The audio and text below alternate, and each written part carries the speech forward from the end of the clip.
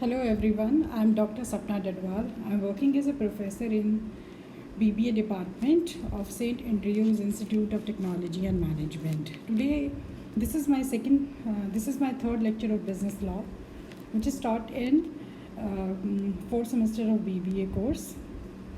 The topic I'm going to be covered in this lecture are definition of acceptance, who can accept offer, how to make acceptance, essentials of valid acceptance, who is competent to contract, minor definition and his position in an agreement, person of unsound mind, a person disqualified by law.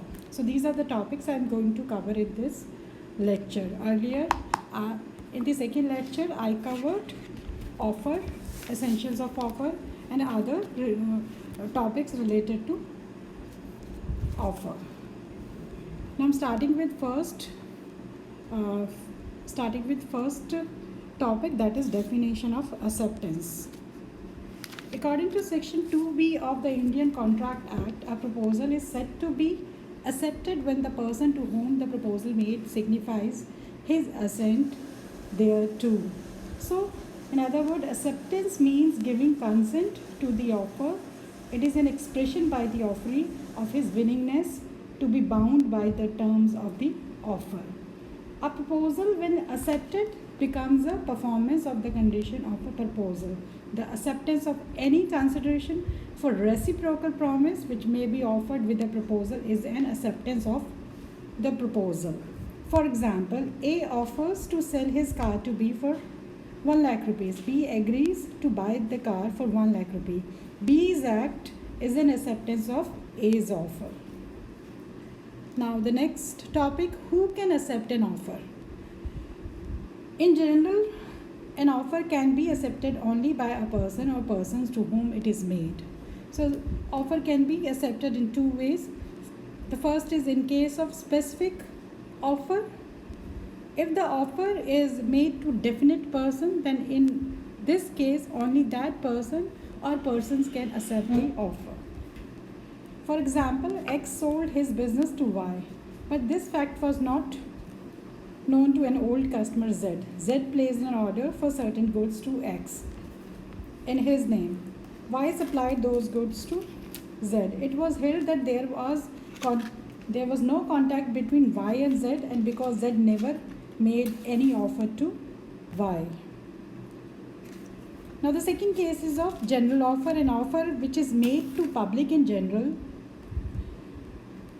can be accepted by any person having knowledge of that offer from the public.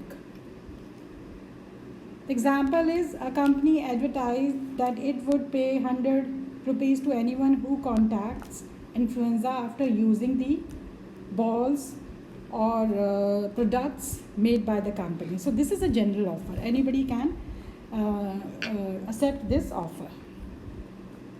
Now the next topic is how to make offer. An acceptance may also be either an implied or an expressed one. Acceptance is an acceptance which is made by either by words or by a spoken word is called as express acceptance. For example, X says to Y, will you purchase my car for 1 lakh rupees? Then Y says, yes, I am ready to purchase your car for 1 lakh rupees. This is a express acceptance by spoken words. Now the second case is implied acceptance. An implied acceptance is made by conduct or circumstances of the particular case. For example, a transport company runs buses on different routes to carry passenger. X or Mr. A passenger boards the bus. So X or Mr. A act as an implied acceptance by X, and he is bound to pay the fare.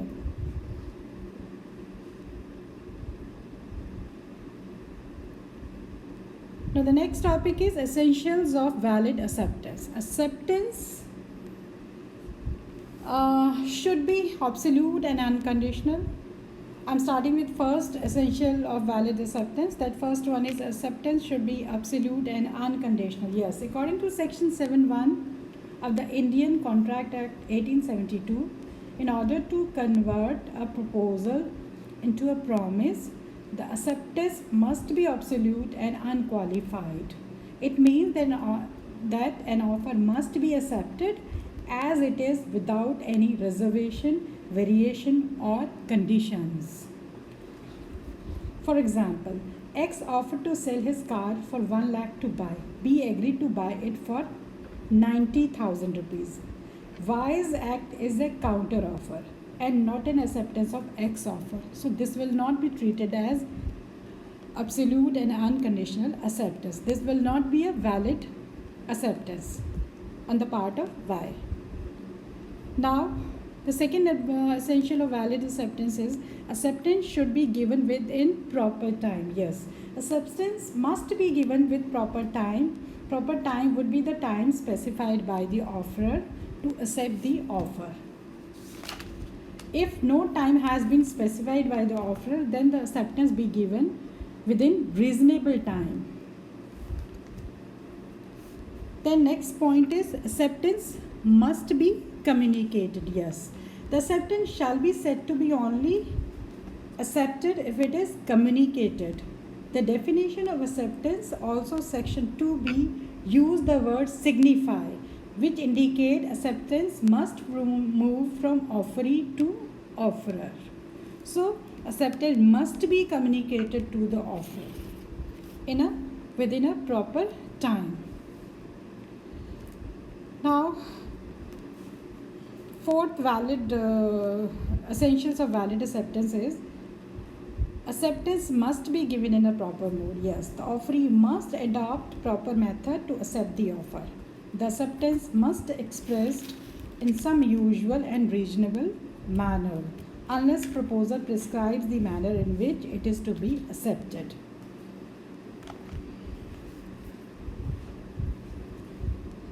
Now the next is acceptance must be given by the person to whom the offer is made. Yes, an offer can be accepted only by the person or persons to whom it is made and with whom it imports an intention to contract. The rule of law is clear that if you propose to make a contract with A, then B cannot substitute himself for A without your consent. The next essentials of valid acceptance is two identical offers cannot form an agreement or acceptance must succeed the offer. Yes, this is very important essential of a valid acceptance, that two identical offers cannot form an agreement. So two identical offers cannot, or counter offers cannot be treated as acceptance. Acceptance has to be in a response to an offer, so it must take place only after offer has been made to the one who wants to accept it. Without an offer, there is no meaning of acceptance. For example, C sends a letter to D containing an offer. Always at the same time, D also sends a letter of offer to C containing exactly same terms. The two offers cross each other during their postal journeys. So these offers will not be treated as valid offers. The last is offer once rejected cannot be accepted. Yes, rejection of an offer in whatever manner brings an end to the offer. After the rejection, it cannot be accepted. Example, G makes an offer to give job to H for rupees 7,000 per month salary. H says, no, I want a job and I want to do it for 8,000 rupees. G refuses. He says, all right, we'll work for 7,000. G says, no, I am not interested in you. Yes. So this is very clear from this example that offer once rejected cannot be accepted after the rejection of that particular offer. Now the next topic is who is competent to contract. Who's competent to contract? The parties to the contract must be legally able to enter into a contract. Usually minors and mentally incompetent persons are not competent to enter into a contract. Section 11 of the Indian Contract Act 1872 provides that every person is competent to contract who is the age of majority, according to which he is subject, who is of sound mind and not otherwise disqualified from contracting by any law to which he is subject. So it is very clear from this definition that the people who are not competent to contract, to make contracts or to enter into contracts are minor, a person of unsound mind, and a person who are disqualified by a law. These three are persons who are not competent to enter into any contract. Now I'm starting with first, minor. According to Section 3 of Indian Majority Act, a person domiciled in India who is under 18 years of age is a minor. Accordingly, every person who has completed the age of 18 years becomes a major. So, code says the minors, they cannot enter into any contract. A contract with the minor is void. So, position of minor in an agreement. The first one is agreement entered into by a minor is altogether void. Law act as a guardian of minor and protect their rights because they do not yet possesses the capacity to judge what is good for them and what is bad for them. So accordingly, where a minor is charged with obligation and other contracting parties seek to enforce those obligations against minor, so the agreement is deemed as void with the minor.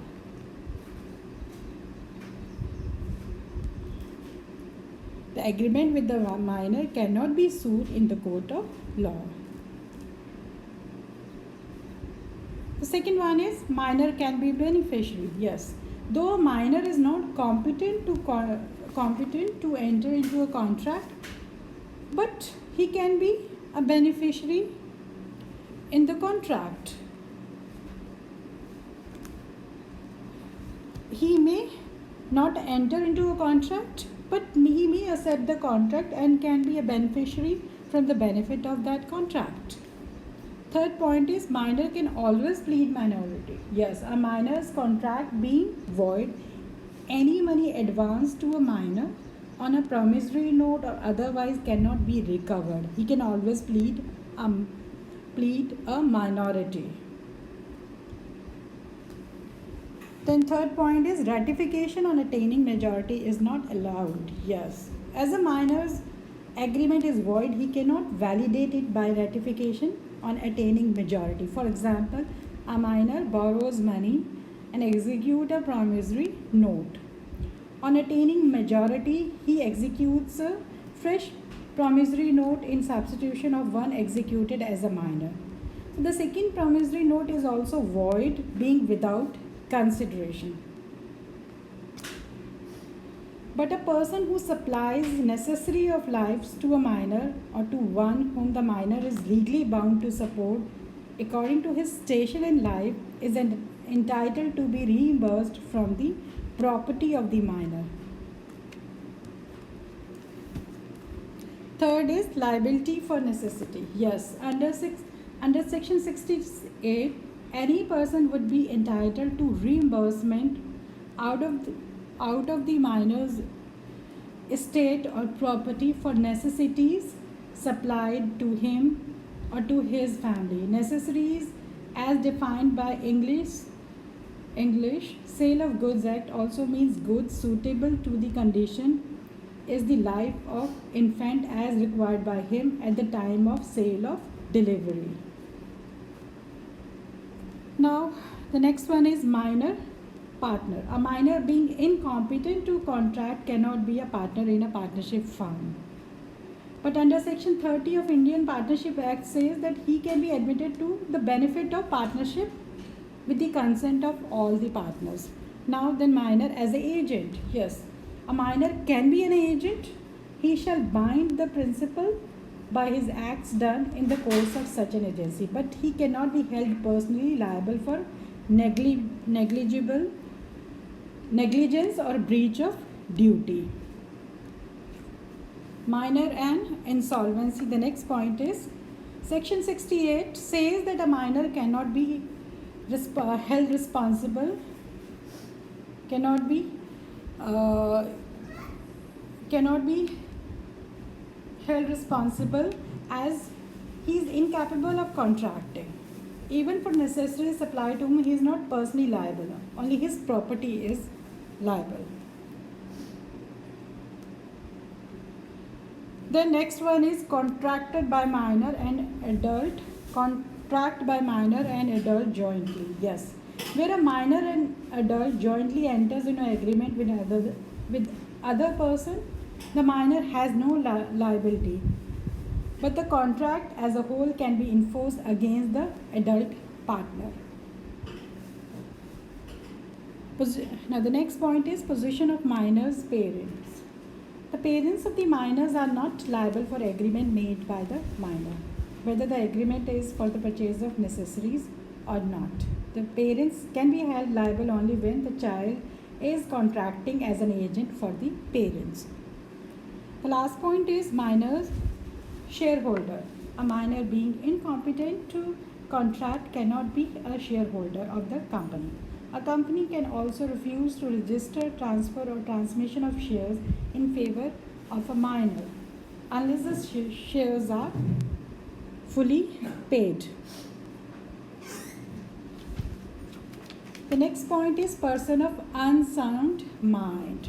According to section 12 of the Indian Contract Act 1872, a person is said to be a sound mind for the purpose of making a contract if at the time of making a contract he is capable of understanding it and of forming rational judgment as to its effect upon the interest. So it is very clear from the definition that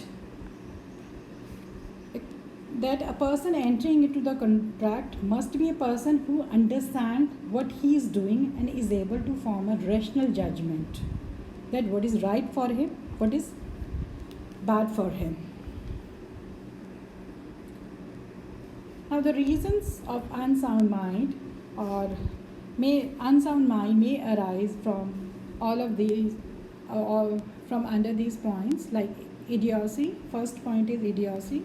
It is a God-given and permanent. The mental powers of an idiot are completely absent because of lack of development of brain. The second, lunacy or insanity.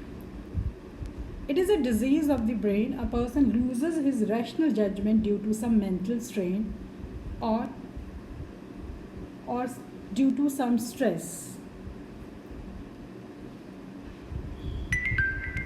But insanity or lunacy is not of permanent nature. Then third one is drunkenness. It produces temporary incapacity till the drunkard is under the effect of intoxication. Then fourth one is hypnotism.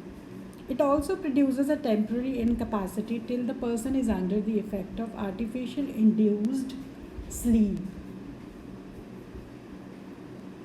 Then the last point is mental decay. It happens because of old age, etc. Because as the person becomes older and older, his rational judgment becomes weaker and weaker. The last point is person disqualified by law. So there are others who are disqualified from contracting under the provision of some other laws. Such persons are, the first one is alien enemies. An alien that is citizen of foreign country living in India can enter into contract with citizens of India during peace time only. They cannot enter into a contract with citizens of India when some confrontation or war is going with that particular country. The second one is ambassadors. One has to be cautious while entering with foreign ambassadors or sovereigns, as they can sue others but they cannot be sued upon, because they have some privileges position, so they cannot be sued upon. Then next is convicts. A convict is the one who is found guilty and is imprisoned, and during the prison convict, during the imprisonment tenure of imprisonment, convict cannot enter into a contract. But on the expiry of the sentence, he is at liberty to institute a suit. The law of limitation is held during the period of sentence. Then insolvent. An adjudged insolvent is not competent to enter into certain types of contract.